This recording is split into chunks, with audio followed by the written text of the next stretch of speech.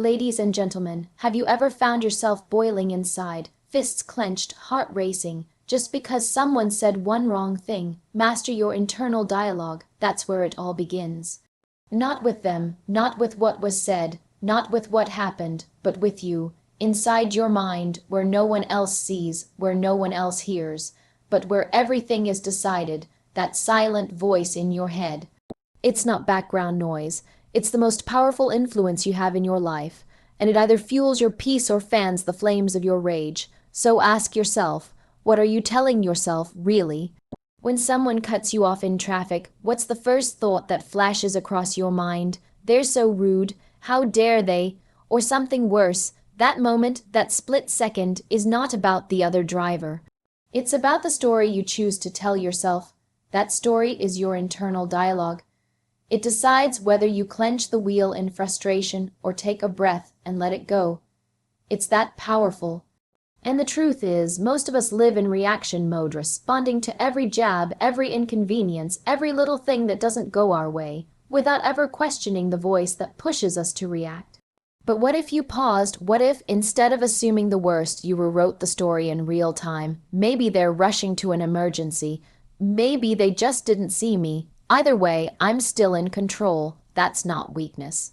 That's mastery. That's emotional intelligence in action. It doesn't mean you suppress your feelings. It means you interrogate them. You ask, is this helping me or hurting me? Because every emotion starts with a thought.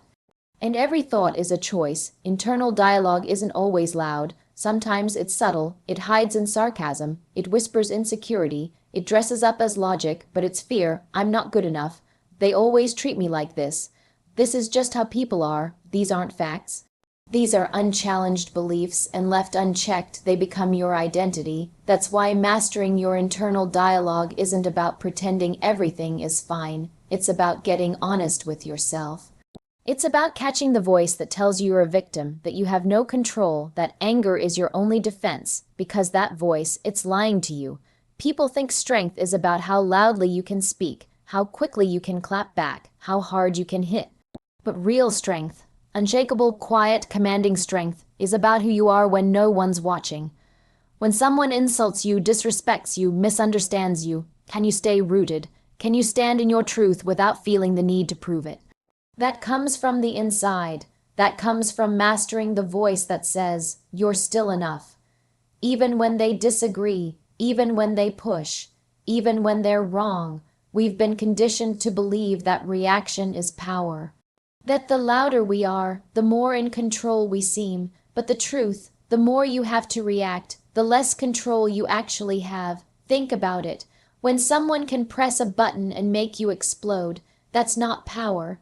That's a weakness dressed as dominance, and that weakness lives in your internal dialogue.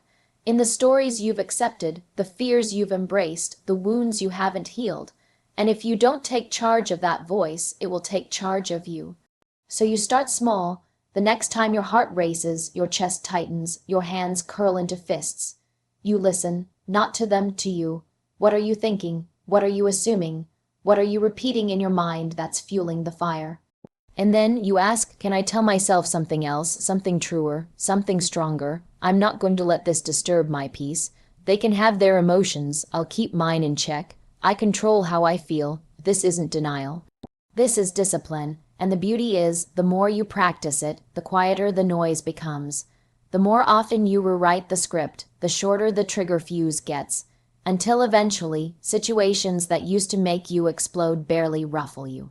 Not because the world changed, but because your internal dialogue did, and once you master that, you become untouchable, unbothered, unbreakable, not because life stopped being hard, but because you stopped being controlled by it.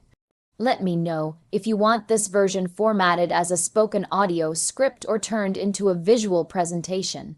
Word expansion on emotional control is power, crafted without subheadings or a conclusion, in a powerful, realistic, and emotionally engaging voice that's ideal for professional speech delivery.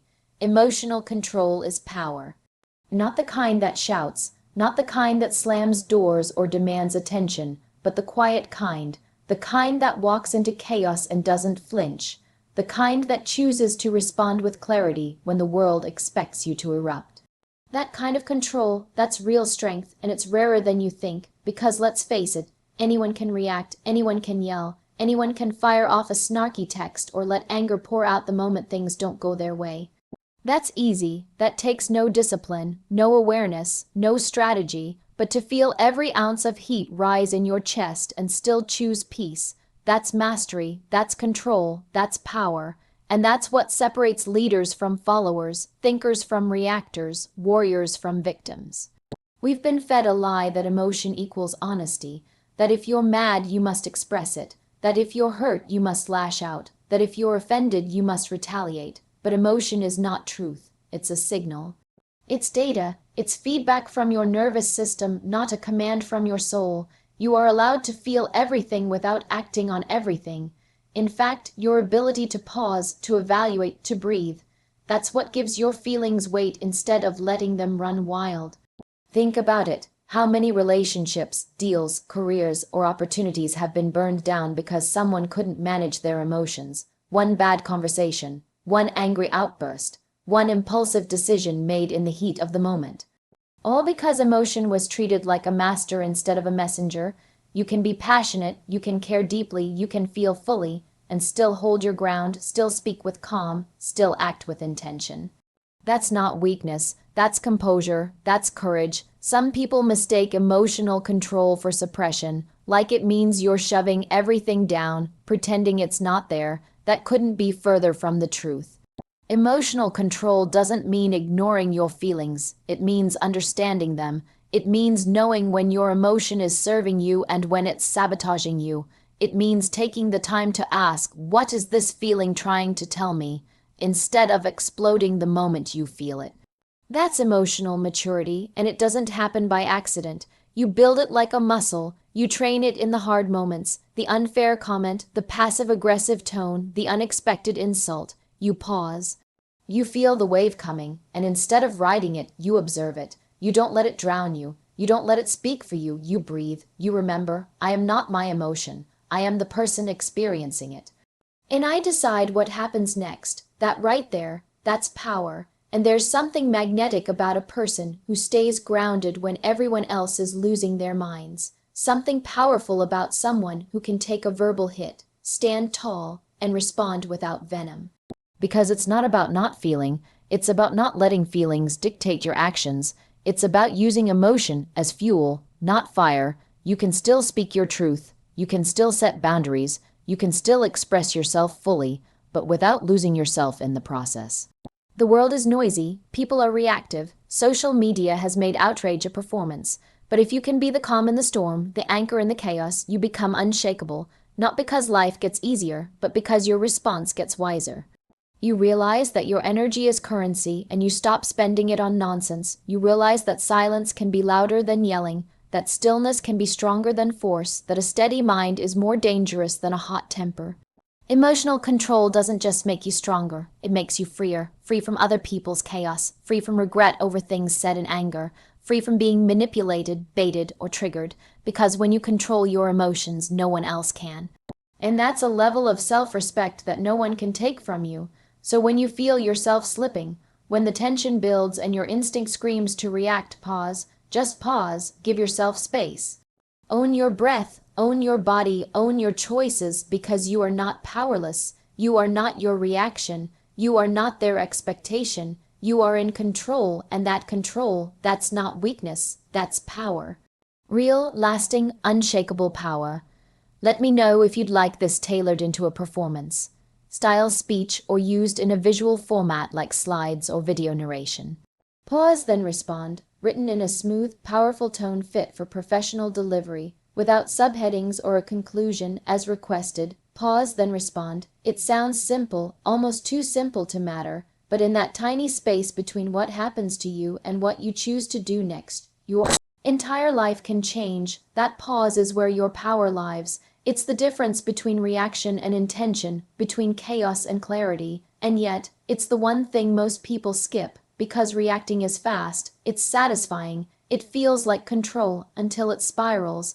Every moment, life present, As with triggers, someone talks over you, someone disrespects your effort, someone throws a subtle jab that was meant to sting, and before you even know it, your body tenses, your heart rate rises, your words come flying out like fire. But what actually happened in that moment? Did you respond to what was said, or did you react to how it made you feel? Because there's a huge difference. Reaction is easy, it's instinct, it doesn't require thought, just a spark. But response is deliberate, it's chosen, it takes discipline, and it only exists if you make room for it. That room is the pause. It's not about silence, it's about space. Space to check in with yourself before you let your emotions take the wheel.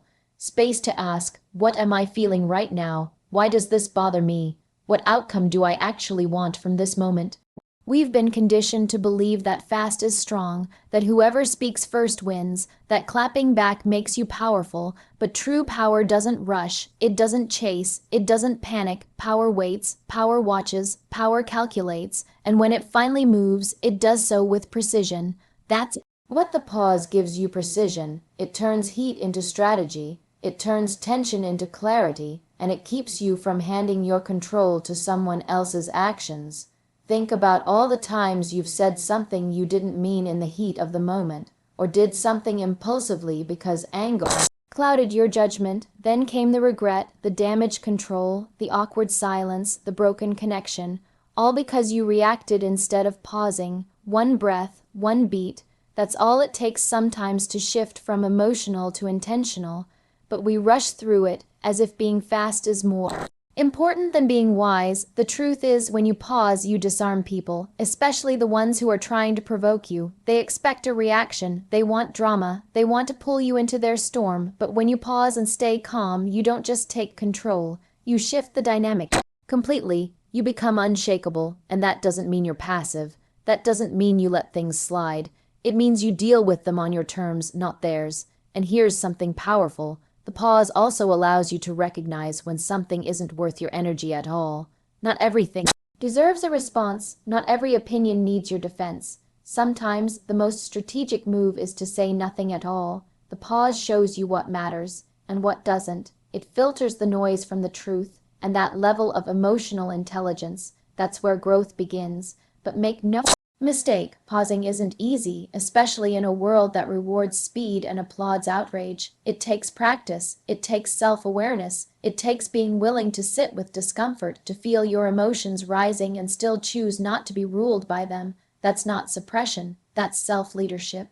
That's maturity, that's wisdom, because the strongest people aren't the ones who never feel, it's the ones who feel deeply but still choose their response with intention. You can't control what other people say. You can't control every situation that comes your way, but you can control how you respond to it. That's your superpower, that's your freedom, and the pause, that's the gateway to that freedom. In that tiny space between trigger and action, you decide who you are, you decide how you show up. You decide whether you pour gasoline or water on the fire. So the next time your emotions rise, the next time your ego is challenged, the next time someone tries to pull you out of character, pause, not to stay silent, but to speak with intention, not to walk away, but to walk forward with purpose. Because when you learn to pause, you don't just react differently, you live differently. Let me know if you'd like to continue the rest of the keynote expanded in the same style. Detach without disconnecting. Delivered in a strong, emotionally real, and professional tone, crafted without subheadings or a conclusion, detach without disconnecting. It sounds like a paradox, doesn't it? How do you care, stay engaged, stay human, without letting every emotion, every opinion, every problem weigh you down? How do you protect your peace without turning cold? The answer lies in emotional detachment, not emotional absence. It's not about building walls. It's about building boundaries. With clarity, it's the art of staying close to the fire without getting burned. Most people think you have to either feel everything or feel nothing, as if those are the only two options. Be completely open and vulnerable to everyone's chaos, or shut yourself off and stop caring. But life doesn't work in extremes. You don't have to choose between heartless and helpless. The real strength lies in staying connected, aware, present, empathetic, without absorbing everything around you like a sponge. Detachment doesn't mean apathy. It doesn't mean indifference. It means you've reached a point of maturity where someone else's mood no longer dictates your own. It means you can be in a stressful room and still carry your peace with you. It means you can listen to someone vent without taking their pain on as your own. That's not coldness, that's control. And that control is what gives you ability to lead, to love, to live fully, without drowning in emotional overload. There's a difference between compassion and codependence. There's a difference between showing up and being consumed. When you detach, you stop internalizing things that were never yours to carry in the first place. You stop owning other people's reactions. You stop letting their bad day become your bad day. You begin to realize that you can be there for someone, deeply, meaningfully, without losing yourself in the process. We're raised to believe that caring means fixing, that love means sacrifice to the point of exhaustion, that being a good person means always saying yes, always feeling what others feel, always giving more. But what happens when you give until there's nothing left? What happens when every argument, every emotion, every problem in the room starts living inside your mind? You lose clarity. You lose energy. You lose yourself. And when you lose yourself, you can't be there for anyone. Not in a healthy way. So you learn to observe instead of absorb. You start paying attention to what triggers you and what drains you. You notice how your energy shifts around certain people. And then you make a choice not to abandon them, but to anchor yourself, to stay centered, to remind yourself, this is their emotion, not mine. That small mental shift, it can save relationships. It can save your sanity, because you're no longer fighting battles that aren't yours to fight. Detaching without disconnecting is about holding space for others and for yourself. It's knowing when to listen and when to step back. It's realizing that not every conflict requires your input, not every cry requires your rescue, and not every opinion deserves your attention. It's choosing peace over control, presence over performance, understanding over judgment, and when you operate from that place, people feel it. They feel the strength in your calm, they feel the depth in your stillness, they feel seen, but they don't feel like a burden. You can love someone and still say no. You can support someone and still protect your energy. You can engage in a conversation without taking it personally. Detachment gives you that freedom. It's not selfish, it's sustainable. It's not cold, it's conscious. Because when you detach, you stop reacting to every emotional wave and you start navigating life like a steady ship. People may try to shake you. Circumstances may try to overwhelm you. But when you're rooted in yourself, you don't get tossed around by the tide. And here's the truth most people don't talk about. Detachment takes courage. It takes courage to let go of the need to control, to please, to fix. It takes strength to say, I care about you, but I'm not going to carry this for you. That's not abandonment, that's accountability, that's maturity, that's love with boundaries, and boundaries don't push people away. They protect what's sacred, including you, so no, you don't have to disconnect from the world to find peace. You don't have to shut off your emotions to stay sane. You just need to stop letting everything outside of you determine everything inside of you. Detach with compassion, engage with strength, be present, but stay grounded. That's where the power is. Let me know if you'd like the next keynote expanded as well. Know your triggers, crafted in an emotionally powerful, professional tone, without subheadings or a conclusion, ideal for spoken delivery. Know your triggers, because what you don't recognize will keep running your life, not loudly, not obviously, but subtly, silently, beneath the surface, controlling your reactions, shaping your moods, hijacking your peace, and the worst part, you'll keep thinking it's other people. You'll keep blaming the traffic, the tone in someone's voice, the delay in the reply, the criticism that felt just a little too sharp, but it's not them. It's you, or more specifically, it's your unresolved, unconscious triggers. Everyone has them, the memories we buried, the comments that once wounded us, the roles we were forced to play growing up. All of it gets stored quietly until something in the present hits a nerve that was never healed in the past, and suddenly, without warning, your body is tense, your thoughts are racing, your emotions are hijacked. You're not just reacting to what's in front of you, you're reacting to everything it reminds you of, but unless you know your triggers, you won't even realize it. You'll think you're just having a bad day. You'll justify your anger, your shutdown, your overthinking as someone else's fault, but it's not about the situation. It's about the sensation, the feeling that came with it, the invisible thread between the now and the then. That's what a trigger is. It's not about what happened. It's about what it touches. And until you learn to see that, you'll keep being controlled by things that don't deserve that kind of power over you. Knowing your triggers doesn't make you weak. It makes you self-aware. It gives you the edge most people never develop, the ability to stop, observe, and respond instead of react. And no, it doesn't mean you'll never get triggered again. It just means that when you do, you'll recognize it. You'll say, "Ah, there it is." That familiar tightness, that flood of emotion, that urge to defend or escape or shut down. And in that moment, instead of spiraling, you get to choose. You get to ask yourself, where is this really coming from?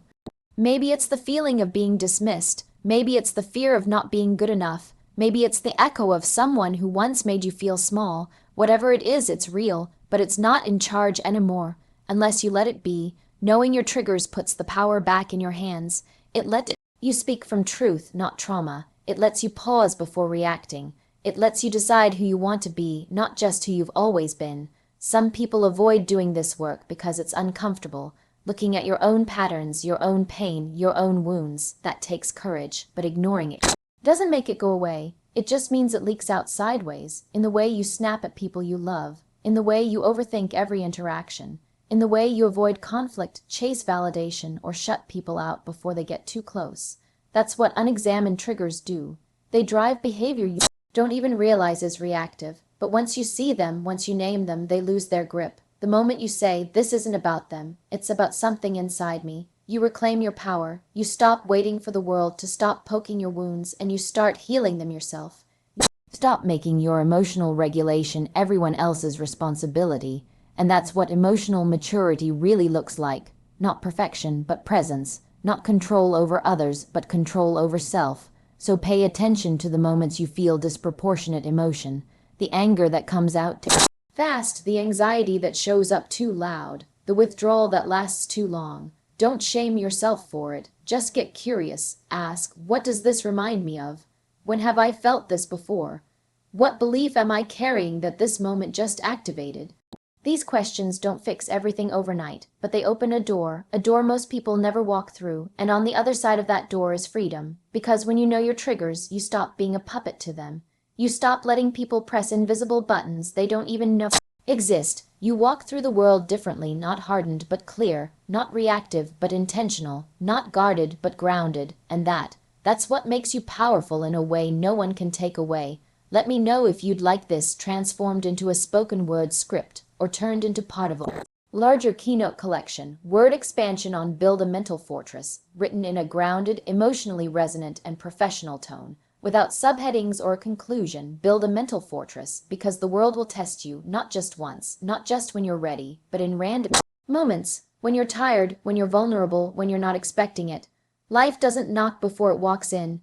People will doubt you, judge you, misunderstand you. Circumstances will shift, plans will fall apart, emotions will rise, and in the middle of all that chaos, your peace will either collapse or hold. That depends on the strength of what you've built inside. Your mind is your first home. It's where you live long before you speak a word, long after the noise dies down. And yet, so many people spend more time protecting their phone than protecting their thoughts, more energy organizing their schedule than organizing their beliefs. They let anyone and anything walk into their mind, plant a seed, and grow. That's how doubt takes root. That's how fear multiplies. That's how insecurity becomes a full-blown identity.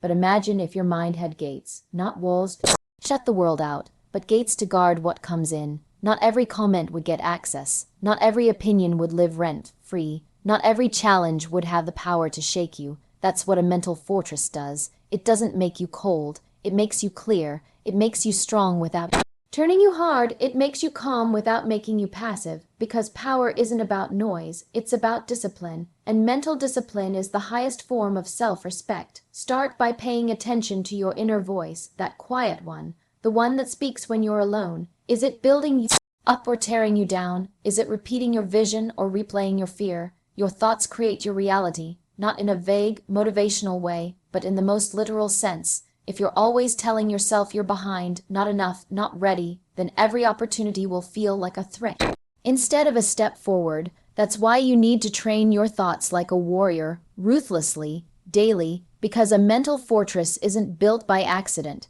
It's built brick by brick through habits, through boundaries, through brutal honesty with yourself. You catch the thought that says, "I can't," And you challenge it, you catch the urge to compare and you replace it with gratitude. You feel the anxiety rising and instead of letting it spiral, you breathe, you ground yourself, you come back to the present. These tiny moments, they don't look dramatic, but they are everything. No one sees the work you do in your mind, but they'll see the results. They'll see it when you walk into a room and don't need to prove anything. They'll see it when pressure hits and you don't collapse. They'll feel it when your energy speaks before your words do. That's mental fortitude. It's not about pretending nothing affects you. It's about choosing what affects you. That's a choice most people never realize they have. You see, most people let the world tell them who they are. They wait for praise to feel worthy. They wait for reassurance to feel safe. They wait for someone to believe in them before they believe in themselves. But when you build a mental fortress, that changes. You don't need everyone to agree. You don't need everyone to like you. You don't need everything to go your way, because your value is rooted, your clarity is unshakable, and your direction doesn't waver every time the wind changes. And yes, it takes work. It takes silence. It takes facing parts of yourself you've avoided. It takes letting go of beliefs that once protected you but now imprison you. But what you get in return is worth everything. You get freedom from emotional chaos. You get protection from unnecessary drama. You get focus in a world full of distractions, and most importantly, you get to be the same person, grounded, clear, calm, regardless of who you're with or what you're up against. So no, you don't have to be perfect. You don't have to control everything, but you do need guard your mind. You do need to choose your thoughts like you choose your friends, with care, with intention, with high standards, because in the end, your mind will either be your shelter or your battleground. Build a fortress, one that nothing and no one can tear down.